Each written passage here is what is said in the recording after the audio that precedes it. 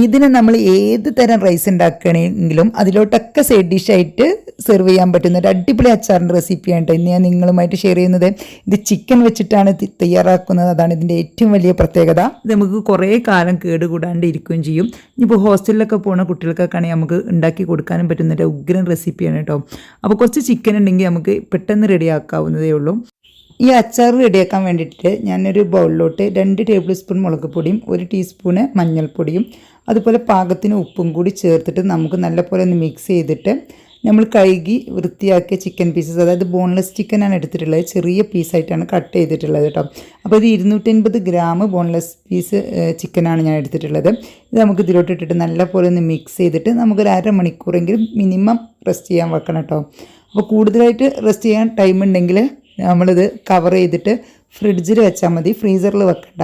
അപ്പോൾ നമ്മളിപ്പോൾ ഉച്ചൻ്റെ ശേഷമൊക്കെ ഉണ്ടാക്കണമെങ്കിൽ രാവിലെ തന്നെ ഇതേപോലെ വെച്ചിട്ട് നല്ലപോലെ മസാലയൊക്കെ പിടിക്കാൻ വേണ്ടിയിട്ട് നമുക്കൊന്ന് ഇത് കവർ ചെയ്തിട്ട് ഫ്രിഡ്ജിൽ വെക്കാം. അപ്പോൾ ഞാനത് ഫ്രിഡ്ജിലൊന്നും വെക്കുന്നില്ല, ഞാനിത് പുറത്തുതന്നെ ഏകദേശം 1 മണിക്കൂർ റെസ്റ്റ് ചെയ്യാൻ വെച്ചിട്ടുണ്ടായിരുന്നു. അപ്പോൾ നല്ലപോലെ ഒന്ന് മിക്സ് ആക്കിയതിന് ശേഷം നമുക്കിത് റെസ്റ്റ് ചെയ്യാൻ വെക്കാം. അപ്പോൾ 1 മണിക്കൂറിന് ശേഷം ഞാൻ പാന് അടുപ്പത്ത് വെച്ചിട്ടുണ്ട് കേട്ടോ. അപ്പോൾ ഇത് ചൂടായി വരുമ്പോൾ നമുക്ക് നല്ലെണ്ണ ഒഴിച്ചു കൊടുക്കാം.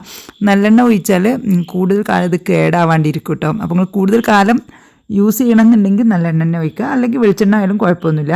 ഇനി നമുക്കിത് ഫ്രൈ ചെയ്തെടുക്കാം. നമ്മൾ ആദ്യം ചിക്കൻ പീസസ് നല്ല പോലെ ഒന്ന് ഫ്രൈ ചെയ്തെടുക്കണം. ഓവറായിട്ട് ഡ്രൈ ഫ്രൈ ആവേണ്ട, എന്നാൽ അത്യാവശ്യം ഒന്ന് ഫ്രൈ ആവും വേണം. ആ ഒരു രീതിയിലാണ് ഫ്രൈ ചെയ്തെടുക്കേണ്ടത്. ഓവറായിട്ട് ഡ്രൈ ആയി കഴിഞ്ഞാൽ നമുക്കിതൊരു എന്താ പറയുക, നല്ല ഹാർഡായിരിക്കും. അപ്പോൾ അത്ര ടേസ്റ്റ് ഉണ്ടാവില്ല. കുറച്ചൊരു സോഫ്റ്റ് വേണം, എന്നാൽ പറ്റം കണ്ട് സോഫ്റ്റ് ആവും ചെയ്യരുത് കേട്ടോ. അപ്പോൾ ആ ഒരു രീതിക്ക് നമ്മൾ ഫ്രൈ ചെയ്തെടുക്കണം. അപ്പോൾ അത് മീഡിയം ഫ്ലെയിമിൽ നമുക്ക് ഇതുപോലെ ഒന്ന് ഫ്രൈ ചെയ്തെടുക്കണം കേട്ടോ. അപ്പോൾ ഈ ഒരു രീതിക്ക് ആകുമ്പോൾ നമുക്ക് ഇത് പാനിൽ നിന്ന് മാറ്റാം കേട്ടോ. ചിക്കൻ പീസസ് നമ്മൾ മുഴുവനായിട്ട് മാറ്റിയതിന് ശേഷം അതേ സെയിം പാനിലോട്ട് തന്നെ നമുക്ക് ആ ഒരു ഓയിൽ ഉണ്ടാവുമല്ലോ, ആ ചിക്കൻ ഫ്രൈ ചെയ്ത ഓയിൽ, അതിലോട്ട് ഓയിൽ കുറവുണ്ടെങ്കിൽ നമുക്ക് കുറച്ചും കൂടി ഓയിൽ ഒഴിച്ചു കൊടുക്കുക. അതന്നെ കൂടുതൽ അത്യാവശ്യം ഉണ്ടെങ്കിൽ നമുക്ക് അതിലോട്ട് കുറച്ച് കടുക് ഇട്ട് കൊടുക്കാം കേട്ടോ. കടുക് പൊട്ടുന്ന സമയത്ത് നമുക്ക് ഇതിലോട്ട് കുറച്ച് കറിവേപ്പില ചെറുതായിട്ട് കട്ട് ചെയ്തിട്ട് ഇട്ട് കൊടുക്കുക. ഇട്ട് കൊടുക്കണം കേട്ടോ. അപ്പോൾ കറിവേപ്പില കട്ട് ചെയ്തിട്ട് കൊടുക്കുമ്പോൾ നല്ലൊരു ടേസ്റ്റും ഫ്ലേവറും വരും. കട്ട് ചെയ്തിട്ട് ഇട്ട് കൊടുക്കുക. അതിന് ശേഷം നമുക്ക് ഇതിലോട്ട് ഇഞ്ചി, വെളുത്തുള്ളി, പച്ചമുളക് ഇത് 3ഉം കൂടി ഒന്ന് ഗ്രൈൻഡ് ചെയ്തിട്ട് ഇട്ട് കൊടുക്കുക കേട്ടോ. മുഴുവനോടെ ഇട്ട് കൊടുക്കരുത്, 3ഉം കൂടി നല്ലപോലെ ഗ്രൈൻഡ് ചെയ്തിട്ട് തന്നെ ഇട്ട് കൊടുക്കണം. അപ്പം നമുക്ക് നല്ല മസാല നല്ല ടേസ്റ്റ് ഉണ്ടാവുള്ളൂ. അപ്പോൾ ഇത് 3ഉം കൂടി ഒരുമിച്ച് ഗ്രൈൻഡ് ചെയ്തിട്ട് ഇട്ട് കൊടുത്താൽ മതി കേട്ടോ. ഇതിട്ട് കൊടുത്തതിന് ശേഷം ഒരു 3-4 ടേബിൾ സ്പൂൺ ഇട്ട് കൊടുക്കുക.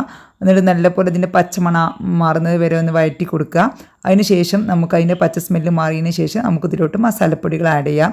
ഒരു 4 ടേബിൾ സ്പൂൺ മുളക് പൊടിയും 3 ടേബിൾ സ്പൂണ് സാദാ മുളക് പൊടിയും 1 ടേബിൾ സ്പൂണ് കാശ്മീരി മുളക് പൊടി ഇട്ട് കൊടുത്തിട്ട് മൊത്തം ഒരു 4.5 ടേബിൾ സ്പൂൺ ഇട്ട് കൊടുത്തിട്ടുണ്ട്.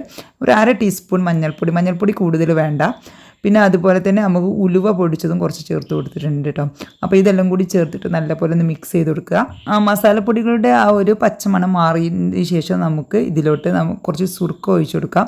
നമുക്ക് അത്യാവശ്യത്തിന് ഒരു കപ്പ് സുർക്ക ഒഴിച്ചു കൊടുക്കാം കേട്ടോ. കാരണം നമ്മളിതിൽ വേറെ വെള്ളമൊന്നും ചേർക്കുന്നില്ല. അപ്പോൾ സുർക്കയിൽ കിടന്നിട്ട് ഈ മസാല നല്ലപോലെ ഒന്ന് കുറുകി വരണം കേട്ടോ. അതിന് ശേഷം നമ്മൾ ചിക്കൻ പീസസ് ആഡ് ചെയ്ത് കൊടുക്കേണ്ടത്. അപ്പോൾ നമ്മളിതിൽ ഉപ്പ് ചേർത്തിട്ടില്ല. വേണമെന്നുണ്ടെങ്കിൽ ഈ സമയത്ത് ഉപ്പ് ചേർക്കാം, അല്ലെങ്കിൽ ചിക്കനും കൂടി ചേർത്തിട്ട് നോക്കിയിട്ട് ആവശ്യത്തിനുള്ള ഉപ്പ് ചേർത്ത് കൊടുക്കട്ടോ. എങ്ങനെ വേണമെങ്കിലും കുഴപ്പമില്ല. ഞാൻ ഇപ്പോൾ കുറച്ച് ഉപ്പ് ചേർത്ത് കൊടുത്തിട്ടുണ്ട് കേട്ടോ.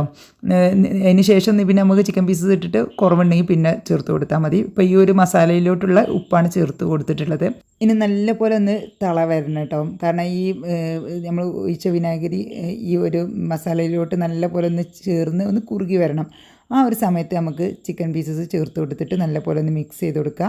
മിക്സ് ചെയ്ത് കൊടുത്തിട്ട് നമുക്ക് ഒരു ലോ ഫ്ലെയിമിൽ ഇതൊന്ന് നല്ലപോലെ ഒന്ന് തിളക്കണം. ഒരു 5 മിനിറ്റ് ഒന്ന് ഈ ഒരു മസാലയിലോട്ട് ചിക്കനെ ഒന്ന് പിടിക്കണം കേട്ടോ. ഒരു 5 മിനിറ്റിന് ശേഷം നമുക്ക് ഇതിലോട്ട് കുറച്ച് കായപ്പൊടി, അതായത് ഒരു 1/2 ടീസ്പൂൺ മുതൽ 3/4 ടീസ്പൂൺ വരെ കായപ്പൊടിയും അതുപോലെ തന്നെ നമുക്ക് കുറച്ച് കടുകും ഉലുവയും കൂടി വറുത്ത് പൊടിച്ചതും കൂടി നമുക്ക് ചേർത്ത് കൊടുക്കട്ടോ.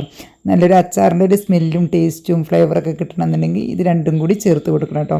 നല്ല പോലെ ഒന്ന് മിക്സ് ചെയ്തിട്ട് ഒരു മിനിറ്റും കൂടി ഒന്ന് തിളച്ചതിന് ശേഷം നമുക്ക് ഓഫ് ചെയ്യാം കേട്ടോ. അപ്പോൾ അടിപൊളി ചിക്കൻ അച്ചാർ ഇവിടെ റെഡി ആയിട്ടുണ്ട്. അടിപൊളി ടേസ്റ്റാണ് കേട്ടോ. അപ്പോൾ എല്ലാവരും ട്രൈ ചെയ്ത് നോക്കണം. ഇത് ബിരിയാണിയുടെ കൂടെ മന്തിയുടെ കൂടെ എല്ലാ റൈസിൻ്റെ കൂടെ നല്ല കോമ്പിനേഷനാണ് കേട്ടോ. സാദാ ചോറിൻ്റെ കൂടി നല്ല കോമ്പിനേഷനാണ്. അപ്പോൾ ചപ്പാത്തിയുടെ കൂടെയും കഴിക്കാൻ പറ്റും. ഇതിന് ഏത് തരം റൈസ് ആയാലും അതിൻ്റെ കൂടെ കൂട്ടാൻ പറ്റുന്ന ഒരു അടിപൊളി സൈഡ് ഡിഷാണ്. അപ്പോൾ എല്ലാവരും തയ്യാറാക്കി നോക്കിയിട്ട് ഫീഡ്ബാക്ക് അറിയിക്കുക. ഇഷ്ടമായ ഫ്രണ്ട്സ് ആൻഡ് ഫാമിലിക്ക് ഷെയർ ചെയ്യുക. ചാനൽ ഇഷ്ടമാകുന്നുണ്ടെങ്കിൽ സബ്സ്ക്രൈബ് ചെയ്തിട്ട് സപ്പോർട്ടും ചെയ്യട്ടോ. അപ്പോൾ എല്ലാവർക്കും നന്ദി, നമസ്കാരം.